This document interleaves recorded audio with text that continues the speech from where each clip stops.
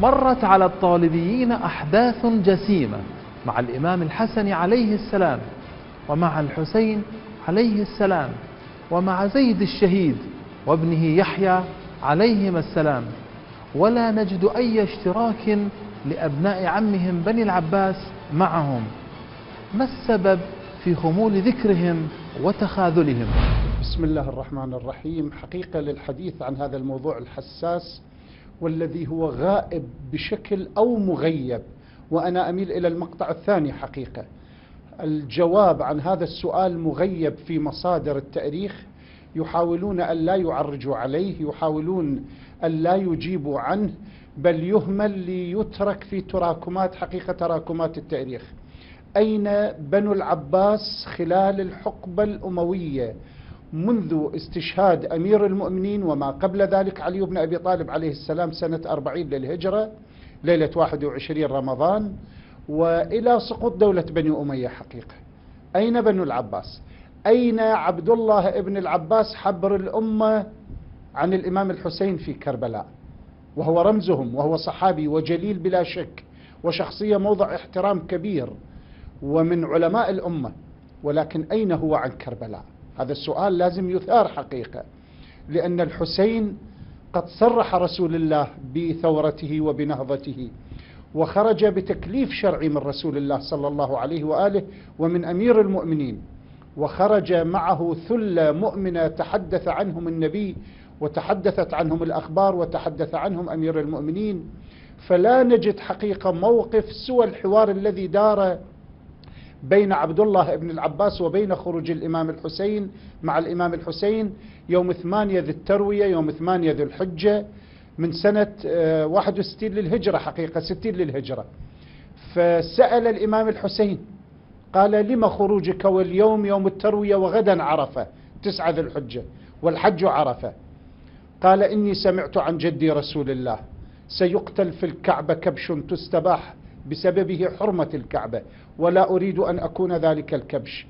أعاد السؤال قال: إذا كان ولا بد من خروجك فلما خروج هذه النساء والصبية والأطفال والعيال، موكب آل محمد، عيال آل محمد؟ قال: شاء الله أن يراهم سبايا على أقثاب المطايا يساقون من كربلاء إلى الشام.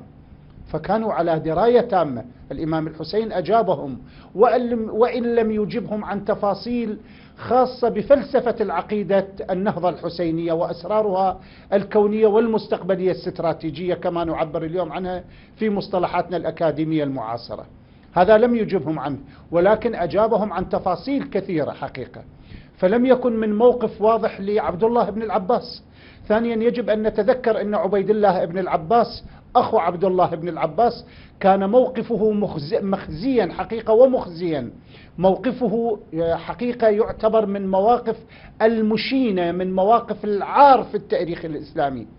حينما غار بسر ابن أرطات في خلافة أمير المؤمنين بأمر من معاوية على أطراف العراق، أطراف الأنبار، هاي نفسها اليوم محافظة الأنبار التي تسمى النخيلة كانت، ومنها نزل إلى المدينة عبر الصحراء ومنها إلى اليمن، وبالنتيجة كان والي اليمن هو عبيد الله بن العباس أخو عبد الله بن العباس، فترك اليمن وهرب.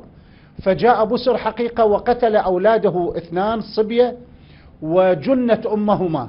ومن بعد ذلك مرت الأحداث واستشهد أمير المؤمنين وأصبح الإمام الحسن هو الخليفة، فعين الإمام الحسن عبيد الله بن العباس هذا قائدا لجيوشه في قتاله لمعاوية. وبمرور الأيام بالمفاوضات السرية استطاع معاوية أن يدس إليه الأموال الطائلة، فخان الإمام الحسن وسلم الجيش وأصبح عند معاوية والجيش بلا قائد. علما كما ذكرت أن معاوية أمر قائده بسر ابن أرطات أن يقتل أولاده، وقتل أولاده. هسه إذا مو وفاء للإمام الحسن وفاء لدماء أولاده، وخان حتى دماء أولاده والتحق بمعاوية وباع الجيش ب600 ألف دينار ذهب. فهذه حقيقة مواقف آل العباس، هذه بداياتهم. ثم من بعد ذلك في نهضة زيد لا وجود لهم، وحينما نهض يحيى ابن زيد في الجوزجان في أطراف إيران اليوم، جمهورية إيران الإسلامية قرب الحدود مع أفغانستان وباكستان، كان أبو مسلم الخراساني والجيوش حقيقة والثورة العباسية في وجهها، فجاء الأمر من آل العباس أن لا تساندوا يحيى، اتركوه وحيدا، وتركوه وحيدا ولم يساندوه، فكان موقفهم حقيقة مخزيا، ولأسباب سنوضحها إن شاء الله تفصيلا في هذه الحلقة المختصة اليوم بأول سفاح من آل بني العباس، وهم امتداد طبيعي لبني أمية، ولكن الوجوه حقيقة تغيرت ليس أكثر من ذلك.